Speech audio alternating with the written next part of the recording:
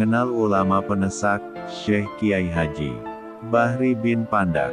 Dalam literatur sanad hadis peran ketokohan Syekh Yasin Al-Fadani tidak diragukan lagi dalam ilmu riwayah. Di antara sahabatnya yang juga sering mengambil ijazah sanad darinya adalah Syekh Kiai H. Bahri bin Pandak, ulama penesak harismatik dari daerah Tanjung Atap.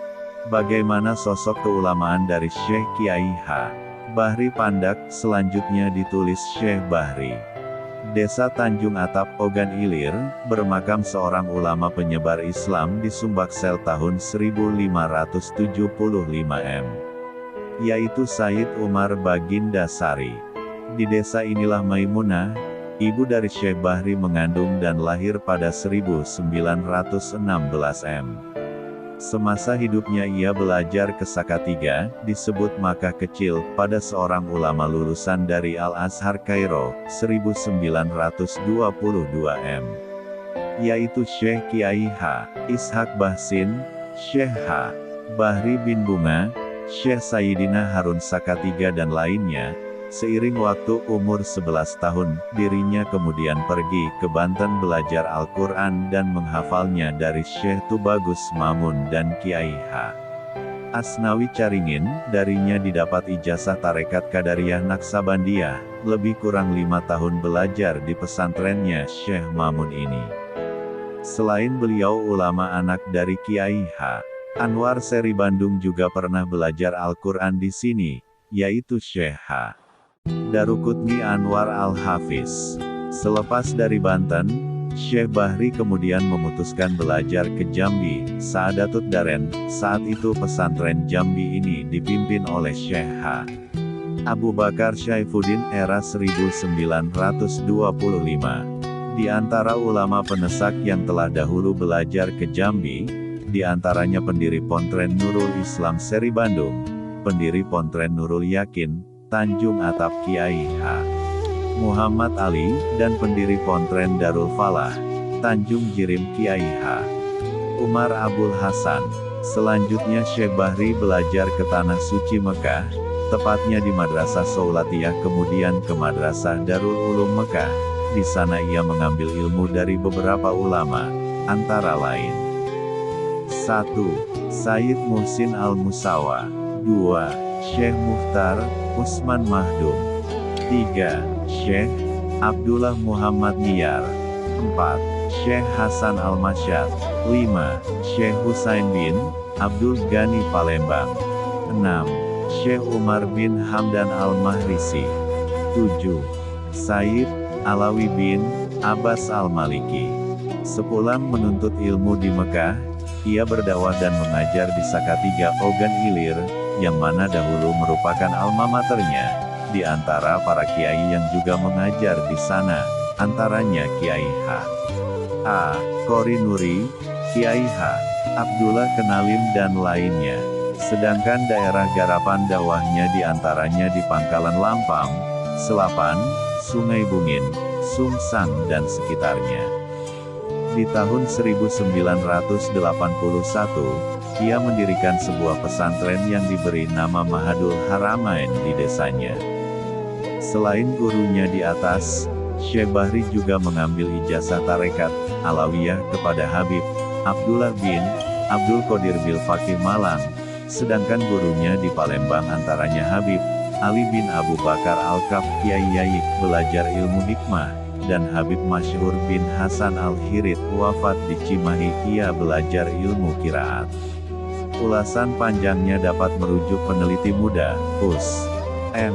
Ihsan berjudul Manaqib Syekh Kiai Haji Bahri bin Pandak.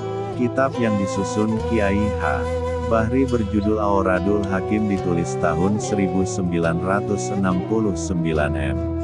Pada tahun 1998 dalam usia 83 tahun, ia wafat pada malam Jumat tanggal 28 November 15 Syaban 1419 H, dan dimakamkan di desanya, Tanjung Atap Sumsel. Karomah Kiai Haji Bahri bin Pandak. Di kalangan warga kota Palembang dan sekitarnya, nama Ki Bahri bin Pandak desa Tanjung Atap cukup dikenal. teristimewa di lingkungan masyarakat di daerah Pangkalan Lampam, Selapan, Sungai Bungin, Sumsang dan sekitarnya. Banyak cerita aneh, karomah, mengenai Ki Bahri bin Pandak Tanjung Atap, namun kali ini kami hanya menyajikan cerita dari orang yang langsung mengalaminya bersama Ki Bahri bin Pandak Atap, di antaranya adalah Ar-Rohim Abdullah, warga desa Tanjung Atap, menceritakan bahwa beliau bersama 3 orang lainnya pernah diajak oleh Ki Bahri untuk menebas rumput di pesantren beliau di seberang desa Tanjung Atap. Kepada mereka berempat Ki Bahri berpesan agar membawa perlengkapan sholat, karena mereka akan bekerja sampai sore. Menjelang tengah hari mereka merasa lelah dan lapar. Melihat hal itu, Ki Bahri lalu memberi mereka masing-masing 1 helai daun untuk dimakan. Anehnya, setelah memakan daun tersebut badan mereka menjadi kembali segar, dan rasa laparnya hilang seketika, sehingga mereka kembali dapat melanjutkan pekerjaannya sampai sore hari. Salah seorang keponakan beliau, menceritakan bahwa pada suatu hari ia menginap di rumah Ki Bahri. Di malam harinya, ia membuka semua laci mesin jahit untuk mencari jarum, karena salah satu kancing bajunya terlepas.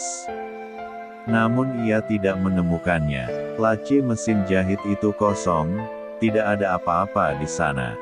Keesokan harinya, ia dipanggil oleh Ki Bahri, dan diperintahkan untuk membeli semen dalam jumlah yang cukup banyak. Ki Bahri juga berpesan untuk mengambil uangnya di dalam laci mesin jahit yang ia lihat tadi malam. Tentu saja keponakan beliau itu bingung, karena ia tahu persis bahwa laci mesin jahit itu kosong. Ia berusaha menjelaskannya kepada Ki Bahri, tapi beliau terus mendesak untuk memeriksa kembali laci mesin jahit itu. Akhirnya, karena penasaran, keponakan beliau itu kembali memeriksa laci mesin jahit tersebut. Ternyata, keempat lacinya semua penuh berisi uang, lebih dari cukup untuk membeli semen yang diperintahkan Ki Bahri. Pada suatu hari pernah datang beberapa orang tamu, lalu mereka langsung saja masuk ke musola dan ketika sampai dilihat mereka Kiai sedang tidak ada lalu mereka bertanya kemana Kiai Bahri lalu penjaga musola bilang Kiai sedang mencangkul di sawah. Ketika itu juga salah seorang dari tamu tersebut langsung mengambil perahu dan menyusul ke tempat Kiai berladang. Ketika sampai orang tersebut mengucap salam dan dibalas Kiai akan salamnya lalu tamu tersebut mengutarakan bahwa ada tamu yang mau bertemu dengan Kiai lalu Kiai menjawab kamu duluan aja ntar saya nyusul tapi dilihat oleh tamu tersebut tidak ada perahu buat Kiai pulang nanti tetapi Kiai masih menyuruh tamu tersebut pulang duluan, maka tamu tersebut pulang duluan. Dan ketika tamu tersebut sampai ke musola tiba-tiba Kiai sudah duduk sambil menulis sebuah wirid, maka terheran tamu yang menyusul Kiai tadi, di dalam hatinya dia berkata, bagaimana Kiai bisa pulang mendahului saya sedangkan tidak ada perahu buat Kiai pulang dan jalannya pun sama yakni tidak ada jalan pintas buat pulang. Lalu Kiai memandang wajah tamu tersebut sambil tersenyum. Pada suatu malam ketika beliau Kiai Bahri sedang mengajar tiba-tiba lampu padam, lalu salah seorang muridnya hendak menghidupkan genset buat penerangan tetapi Kiai malah menyuruhnya tetap duduk dan tidak usah menghidupkan genset lalu Kiai berkata, coba kalian sama-sama menghitung dari 1 sampai 3 insya Allah lampu akan hidup lagi.